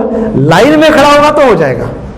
ऐसे आने को अनुष्ठान आप कर लेंगे, हरिनाम नहीं लेंगे तो कैसा दर्शन होगा? किसी भी देवी देवता का कुछ भी हो, दर्शन होगा ही नहीं। होगा क्या? नहीं होगा ना। सो इसलिए दर्शन यदि चाहिए तो हमको क्या करना होगा? हरिनाम आवश्यक है। आप कोई भी करिए, कोई अनुष्ठान करिए, कोई भी करिए, कुछ भी करिए, यदि हरिनाम नहीं है तो फिर दर्शन नहीं है, और हरिनाम है तो सब कुछ है, फिर दर्शन है। सो देहात्म बुद्धि जैसे जैसे कम होते जाती है वैसे वैसे भगवान के नाम का अर्थ हमको समझने लगता है।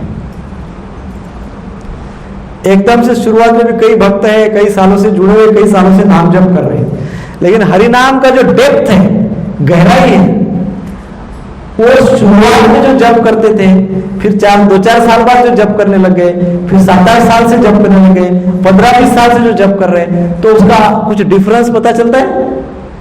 There is a difference. गहराई में जा रहे हैं नाम के, है कि नहीं? डेप्थ में जा रहे हैं। क्यों? क्योंकि देहात्म बुद्धि से धीरे धीरे हट रहे हैं। देहात्म बुद्धि का अर्थ क्या है? ऐसी बुद्धि जो 24 घंटे क्या सोचती है? पिछले क्लास में कहा था क्या? किसको याद है? 24 घंटे सोचती है। क्या सोचती है? मजा, मजा, sense of enjoyment, enjoyment, enjoyment, enjoyment. फिर होता क्या है? सजा, सजा चाहता है, मजा होता है सजा। क्यों? क्योंकि मजा मजा मजा के चक्कर में उसको सेटिस्फेक्शन कभी नहीं मिलता है, संतुष्टि कभी नहीं मिलती है। इसलिए अपने कर्तव्य कर्म से गिर जाता है, छूट जाता है, चित्त हो जाता है कि नहीं? सो इसलिए जैसे जैसे हमारी ये जो मजा वाली एटीट्यूड है ना, धीरे धीरे कम होती जाती है, वैसे वैसे नाम का टेस्ट आने लगता है, नाम रुचि बढ़ने लगती है, नाम में भगवान दिखने लगते हैं, नाम में भगवान की शक्तियां दिखती है, नाम में भगवान के लीलाएं दिखती है, नाम में भगवान के गुण दिखते हैं, नाम में भगवान का रूप दिखने लगता है, फिर नाम में भगवान का प्रकटीकरण होता है, फिर नाम में भगवान का साक्षात्कार दिखता है डायरेक्ट। बट इसके लिए धीरे धीरे धीरे धीरे क्या करना होगा? देहात्म बुद्धि से दूर जाना होगा, और वो नाम और फिर व्यापक होते जाता है, और अंततः ये नाम ही भगवान है, ऐसी प्रेम की अनुभूति होती है। ऐसे कितने भी बार बोलो, अभिन्नत्वाम नाम नामिनो, ऐसा हजारों बार आपने सुना होगा। परंतु जब तक देहात्म बुद्धि से धीरे धीरे धीरे धीरे धीरे धीरे प्रोग्रेस नहीं करते, दूर नहीं होते, तब तक नाम ही भगवान है इसका अनुभव नहीं होता है,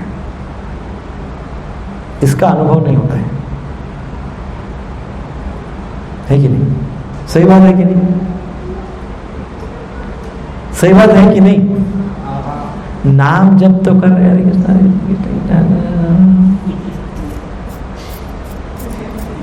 हरे कृष्ण। कोई को तो टीवी देखते देखते नाम जप करते हैं क्या बोलेंगे? टीवी चल रहा है, सिनेमा, हरे कृष्ण ऐसा नाम जप करते हैं। ये बातें ठीक नहीं है, वेरी डेंजरस। तो देहात्म बुद्धि जब तक छूटती नहीं तब तक सारा का सारा जो भी कुछ हम कर रहे हैं ना, वो सब कुछ क्या है? दिखावा है, सारा दिखावा है, कंप्लीट कंप्लीट दिखावा है। ये फैक्ट है। या तो हम भय के कारण भक्ति कर रहे हैं, नहीं तो दिखावा कर रहे हैं। हम डर रहे हैं हमारे साथ कुछ गड़बड़ ना हो जाए, तो चलो भगवान का नाम रट लेते हैं। अंदर से नहीं आता है, लॉजिक से आता है, लॉजिक से। भगवान का नाम जप करना, भगवान के प्रति श्रद्धा भक्ति करना, ये कहां से आता है? लॉजिक से आता है, प्रेम से नहीं आता है, हृदय से नहीं आता है, दिमाग से आता है। भगवान को कहां से चाहिए? हृदय से चाहिए। इसीलिए तो मैंने कहा ना अभी कि नाम जप करते वक्त एकाग्र होना या प्रवचन सुनते वक्त, श्रवण करते वक्त एकाग्र होना, इसके लिए हृदय की बहुत पवित्रता चाहिए, बहुत प्यूरिफाइड हार्ट चाहिए, हृदय शुद्ध चाहिए। नहीं तो आप दिखाओ तो हम सब बहुत करते हैं, वो सीखने की भी जरूरत नहीं, बोलने की भी आवश्यकता नहीं है, इट्स इनबिल्ट। सो ऐसा ही होता है कि भगवान के प्रति हमारा लगाव तभी हो पाता है जब हमारे देहात्म बुद्धि से हम दूर दूर दूर दूर होते जाते हैं, और फिर नाम हमारे ऊपर, जो नाम है ना हरिनाम, जैसे देहात्म बुद्धि से हम दूर हो रहे हैं, मजा और सेंस ऑफ एंजॉयमेंट से दूर दूर हो रहे हैं, तो नाम क्या कर रहा है? अपना प्रभाव डालना शुरू कर रहा है। जब तक उसमें फंसे हुए तब तक नाम प्रभाव ही नहीं डालता है। नाम जब कर रहे हैं आप, लेकिन प्रभाव नहीं हो रहे। क्यों? अभी दुर्योधन के सामने साक्षात भगवान खड़े थे, कुछ हुआ दुर्योधन में परिवर्तन? कुछ हुआ? साक्षात भगवान समझा रहे कि अरे भाई तू दे दे 5 गांव, मैं बोल रहा हूं इसलिए दे दे। तो दुर्योधन में पकड़ो रे इसको, मेरे को ऐसा एडवाइस देता है, पकड़ो इसको, डालो जेल में। बताओ, भगवान को साक्षात वो ऐसा बोल रहे, क्यों? हृदय अशुद्ध है। कॉन्सेंट्रेशन नाम जप में तभी होगा जब हृदय शुद्ध है। श्रवण, कथा श्रवण तभी कॉन्सेंट्रेशन के साथ होगी जब हृदय शुद्ध है। ये बात पक्की समझ लीजिए। कॉन्सेंट्रेशन से ये बातें नहीं हो रही, इसका सीधा अर्थ क्या है? हृदय में बहुत पोल्यूशन है, बहुत प्रदूषण है। ये मान लीजिए और समझिए कि मैं दिखावा ज्यादा कर रहा हूं, अंदर से कुछ नहीं आ रहा है। जो भी आ रहा है बनावटी आ रहा है, अंदर से कुछ नहीं आ रहा है। सो भगवान इतनी जब गारंटी लेते हैं तो हमको नाम में, नाम को उसका प्रभाव पड़ने देना चाहिए। नाम को अपने ऊपर, स्वयं के ऊपर नाम को हमको प्रभावित करने देना चाहिए। हम प्रभावित नहीं हो रहे नाम से। क्यों? क्योंकि देहात्म बुद्धि। आपने सभी में देखा होगा, प्राय ये सभी का अनुभव रहता है, देखा हुआ तो रहता ही रहता है। ऑपरेशन, सर्जरी करते हैं, किसी की सर्जरी करते हैं तो पहले क्या करते हैं? उनको पूरा सब चेकअप करते हैं, ऑपरेशन थिएटर में ले जाते हैं, और वो एनेस्थीसिया, क्या बोलते हैं, एनेस्थीसिया वाले को, डॉक्टर को बुलाते हैं। फिर वो देखते हैं, सब उनसे बातचीत करते हैं, बातचीत करते करते कुछ इंजेक्शन देते हैं, और बातचीत करते करते करते करते करते करते है ना, ऐसा ही होता है ना एनेस्थीसिया में। ये हरिनाम ऐसा ही करता है। आपने थोड़ा देहात्म बुद्धि से दूर होने का विचार किया, आपने सोचा कि अभी कार्तिक मास आ रहा है, कार्तिक मास में मैं देहात्म बुद्धि से दूर रहूंगा, मैं बहुत सात्विक कार्य करूंगा, बहुत अच्छा नाम जप करूंगा। इसका मतलब आप ऑपरेशन थिएटर में भर्ती, ऑपरेशन थिएटर में पहुंच गए। जिस क्षण मैंने एक्सेप्ट कर लिया कि मैं साधना करूंगा, मैं तप करूंगा, मैं जप करूंगा, मैं कार्तिक मास में शुद्धता का आचरण करूंगा, मैंने सोच लिया, उसी क्षण में ऑपरेशन थिएटर में मैं एडमिट हो गया। अब वहां कृष्ण बहुत बड़े डॉक्टर हैं, कृष्ण का नाम उनसे भी बहुत बड़ा डॉक्टर है, बहुत बड़ा एनेस्थीसिया एक्सपर्ट है, स्पेशलिस्ट है। फिर जैसा ही मैंने ये प्रवृत्ति अपने आप में डाली और मैंने एक्सप्रेस किया, वैसे वो हरिनाम क्या करता है? हल्का एनेस्थीसिया दे देता है। पहले हरिनाम का टेस्ट हम दूसरे दिन उनकी 2000 मालाएं कर लेते हैं। ओ हरिनाम का हमारे चित्त पे प्रभाव पड़ने लगता है। सोचता है नहीं, कार्तिक मास चल रहा है, नियम सेवा मास है, नियम से सेवा करने वाला मास है, नियम सेवा मास है। अब मैं धीरे धीरे जब करूंगा, अच्छे करूंगा, तो उसका प्रभाव होते जाता है। केवल निश्चय चाहिए, और धीरे धीरे क्या होता है? हृदय शुद्धिकरण होता है, और पूरा कार्तिक मास तक बहुत अच्छा व्यक्ति जप कर लेता है। ऐसा हो सकता है यदि एसोसिएशन अच्छा हो तो, यदि व्यक्ति उपदेश सुने, संग करे और निश्चय करे पक्का, तो निश्चित हो सकता है। तो इस प्रकार से हरिनाम व्यक्ति को उस स्तर तक ले जाता है जिस स्तर पे भगवान का दर्शन हो सकता है। इसीलिए भगवान क्या कहते हैं, परित्राणाय साधुना विनाशाय च दुष्कृताम धर्म संस्थाप, कि इस प्रकार से मैं पवित्र कर देता हूं मन को और राक्षसी प्रवृत्तियों को मार देता हूं, दुष्कृत जो है उनको समाप्त कर देता हूँ और इस प्रकार से धर्म की स्थापना कर देता हूँ। अधर्म इसके कारण क्या होता है, अधर्मी विचार नष्ट हो जाते हैं। अधर्मी विचार नष्ट हो जाते हैं तो धर्म की स्थापना हो जाती है। मन सात्विक प्लेटफॉर्म पे आता है, मन भक्ति के प्लेटफॉर्म पे आता है कि नहीं? होता है ना ऐसे? ऐसे भगवान कह रहे हैं आप प्रैक्टिकल हमको करना है। ये लोग तो हम बचपन से सुनते आ रहे हैं, प्रैक्टिकल तो हमने किया ही नहीं, तो अब प्रैक्टिकल करेंगे। अब हरि नाम को, अर्थात भगवान और भगवान का नाम भिन्न नहीं है, भगवान के नाम को अभी हमारे अंदर के जो दुष्ट लोग बैठे हुए हैं उनको मिटाने दीजिए। दुष्कृताम, उस दुष्कृत लोगों को, दुष्ट लोगों को क्या करने दो, समाप्त होने दो। किसके द्वारा? भगवान के नाम के द्वारा। और अभी बहुत अच्छा अपॉर्चुनिटी है, अभी बहुत सुंदर ये नवरात्रि चल रही है, फिर दशहरा होगा, फिर एकादशी होगी, फिर कार्तिक मास की शुरुआत होगी, तो ये संपूर्ण बहुत ऑस्पिशियस टाइम है। अभी भगवान को, हमारे अंदर के शत्रुओं को मारने दो। भगवान को प्रार्थना करो कि हे भगवान मेरे अंदर के क्या करो, शत्रुओं को मारो। परित्राणाय साधुनाम विनाशाय च दुष्कृताम। जब ये रोज एक बार मंत्र बोलिए और रोज बोलते हुए ये बोले कि मेरे अंदर के विनाशाय च दुष्कृताम धर्म संस्थापनार्थाय, भगवान मेरे हृदय में भक्ति की स्थापना कर दो। और भगवान ये कार्य तो आप युगों युगों से करते आ रहे हैं, कृपा करके मेरा भी रक्षण करिए, मुझे भी भक्ति दीजिए और मुझे अपने आपसे ही भगवान मुझे जोड़ दीजिए। कनेक्ट मी विथ यू, मुझे कनेक्ट कर दीजिए, मुझे आशीर्वाद दीजिए, मुझे उपदेश दीजिए, मुझे मेरा मार्गदर्शन कीजिए, हाँ, मेरा रक्षण कीजिए और मुझे शक्ति दीजिए।